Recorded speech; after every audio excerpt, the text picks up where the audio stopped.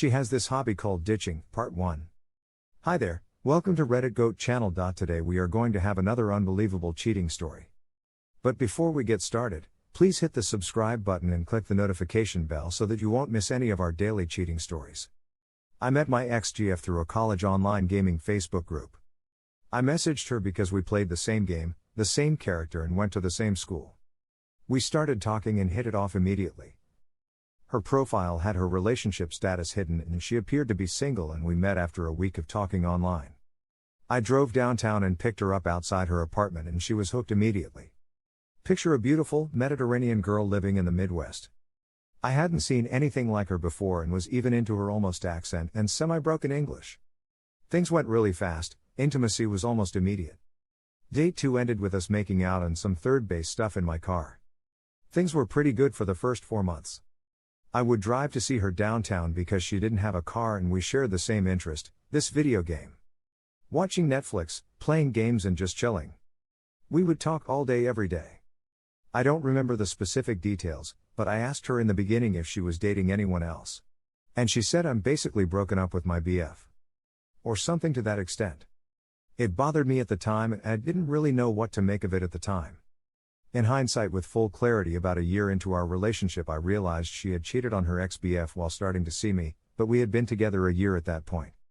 This is also the time when I started to notice her behavior changing. She would have insane mood swings. Talk about how depressed she is, how she has no friends, life is meaningless, etc. One night she was extra suicidal and I wasn't available to go to her, so I decided to message her ex-BF to check on her. They lived in the same dorm. He went over and made sure she was okay, and then we got to talking for about 15 minutes via Facebook. He didn't tell me she had cheated on him with me, but I could tell something was off. He was slightly hostile, and she really wanted us to stop communicating. She made sure to tell him not to talk to me, and me not to talk to him. About a year into dating her, we still hadn't made our relationship official. I hadn't met any of her friends. Her family overseas didn't know about me and she hadn't met my parents. I asked her to post a picture of us together on Facebook / make our relationship known in some way. I did this because I was totally into this girl and wanted some form of commitment. She told me she didn't like sharing her private life and flat out refused to post anything about us on social media. Around this same time, I was going to surprise her at her apartment with some pizza after I got off work. I arrived and texted her telling her I was there with food.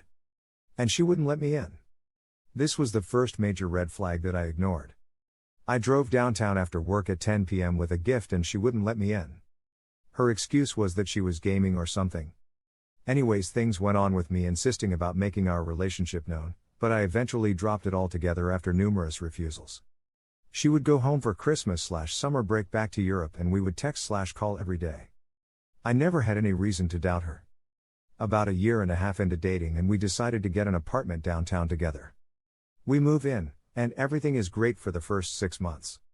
At this point I notice she is on Snapchat late into the night while we are laying in bed together. I don't think much of it. She doesn't go out with friends often, but gets invited to a party, and doesn't invite me to go. I drop her off and expect her to ask for a ride home. I text her at 3 a.m. and she says she's fine and that she'll be home soon. She comes back around 7 a.m. Things are going downhill fast.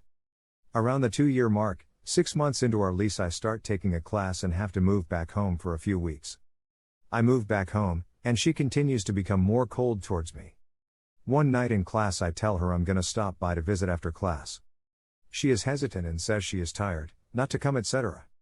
I say okay, I won't come, but end up driving down to see her anyways. I walk in the door at around 10 p.m. and she is pissed that I'm there, almost like I was blocking her from meeting with someone else. She runs out the door and starts walking down the street. I stay at the apartment wondering WTF is going on. She comes back and apologizes. We hang out all night / I sleep over, and then that morning I woke up before her and went to my dresser to get some clothes and noticed a condom was missing from my drawer. I don't say anything but investigate further. Somehow I thought to look in the bottom of our trash can, and what do I find? A used condom. At this point I know what's up and confront her. She denies anything and says she used it on a banana. I ask her to take a look inside the condom. She does. I go ballistic, dump her, and as I'm walking out the door she begs me not to leave and then locks herself in the bedroom, where I later find her cutting her wrists. Very shallow cuts. This is where the relationship should have ended, and for a time I was gone. I moved my bed out of the apartment and she was sleeping on the floor. I came over one night to get some more stuff and found her in the bathtub, water running, cutting her wrists again. At this point I message her family overseas and tell them everything that's happened. This is the first time we've ever spoken. She begs me to go back to her for weeks, pleading with me, telling me all the bullshit excuses cheaters say when they're caught. I send her parents pictures of her bloody wrists so they know the extent of the damage and her mental state. She is a total mess at this point. Skipping school, cutting, not eating, etc. I feel sorry for her somehow. So I end up staying with her until she goes back home for summer break. Her parents fly in from Europe and stay with her for 2 weeks while we're reconciling. At some point during this time away from her I have to call the police to do a welfare check on her. Things go back to normal for another 6 months. We were no longer living together, but she went back to her normal self. I made her delete Snapchat and prove herself to me. She still won't post a picture of us together and I've yet to meet her friends. I ended up moving back in with her in November. She gets a pet rabbit and things are okay again. During this time together she's playing more video games than usual and streaming them. She tells me not to make any noise while she's on voice chat with other people/streaming. She literally tells me not to talk. Until one night someone messages me on voice chat and tells me I had no idea you and V were dating. I want you to know she's been talking to me daily and we hooked up in October. He gives me details of her apartment that you would only know if you were there. She denies everything of course, blah blah blah, same shit as last time. More people from the voice chat come to me and tell me she sent them nudes, etc. I dump her on the spot again and leave. 5 minutes later she's texting me suicidal messages and saying things like she's sorry it had to end this way. More suicidal messages, so I drive back. I find her in bed with an empty bottle of pills. Not sure if she actually took any, but I called poison control and drove her to the ER.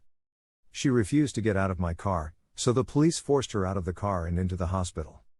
At this point the person she was hooking up with knows she's a liar and a cheater, so she has nobody left to turn to but me. She doubles down and begs me again not to leave, telling me they are lying and giving me all the excuses in the world as to why what they're saying is bullshit. For some reason I stay with her, maybe because I genuinely feel sorry for her because of her suicide shit or whatever reason. I forced myself to believe her lies again. 6 months later together, she graduates college. Begs me to come with her to Europe to meet her family. I booked a ticket, fly out in June 2018. 1 week after I get there she tells me she wants to go out with friends alone because she doesn't feel like translating tonight. Obviously I say no fucking way, but give in. What am I going to do? I'm in her country living with her parents. Tell her to go out, and to pick me up downtown at 2 a.m. 4 a.m. rolls around and she no-shows. Won't respond to my messages, so I taxi back to her parents' house. I don't speak the language but somehow manage to navigate 30 minutes back to her house via taxi. She shows up at 4:30 a.m. Her parents wake up. Her parents thought we were going out together. They realized she left me downtown. There are more to come. Find out the update of this story, check our channel or the description. Thank you for watching, and don't forget to subscribe and turn on the notification bell for any future cheating stories.